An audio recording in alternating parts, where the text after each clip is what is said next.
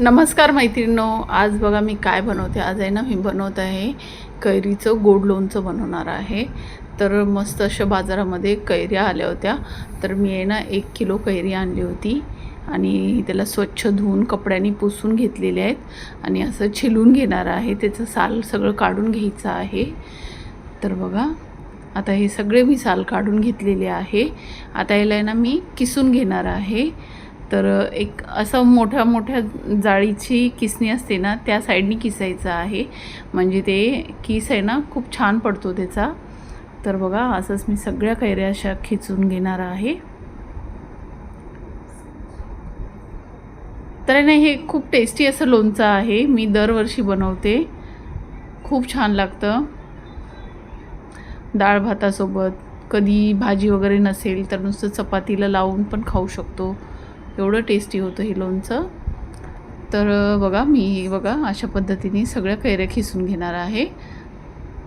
तर इथं सगळं खिसून झालेलं आहे. आता मी आहे ना एका कढईमध्ये काढते ते सगळं. त्याला हळद मीठ असं लावून घेणार आहे. तर व्यवस्थित असं हळद मीठ लावून घ्यायचं आहे आणि त्याच्यामध्ये ना मी गूळ टाकणार आहे. 1 किलो गूळ असेल ना तर 1 किलोच गूळ टाकायचं आहे. जेवढ्या कैऱ्या तेवढाच गूळ असला पाहिजे. तर आता याला आहे ना मी गॅसवरती ठेवलेला आहे आणि याला मिडियम गॅस करून असं शिजून घेणार आहे व्यवस्थित असं. तर बघा ह्याला पाणी सुटले, मस्त असं शिजून झालेलं आहे. आता याचा थोडासा मसाला तयार करायचा आहे आपल्याला. तर साईडला मी एक छोटा पॅन ठेवलेला आहे आणि त्यामध्ये काळे मिरे, मोहरी, दालचिनी, थोडंसं पिवळी मोहरी, जिरे, बडीशोप, धने असं टाकलेलं आहे आणि थोडंसं त्याला भाजून घ्यायचं आहे आणि याला मिक्सरच्या भांड्यात टाकून वाटून घ्यायचं आहे. आणि इथं बघा आपलं मस्त असं गूळ वगैरे शिजलेला आहे. तो मसाला आहे ना 1 चम्मच एवढा मसाला टाकलेला आहे मी, जो मसाला तयार केलेला आहे तो.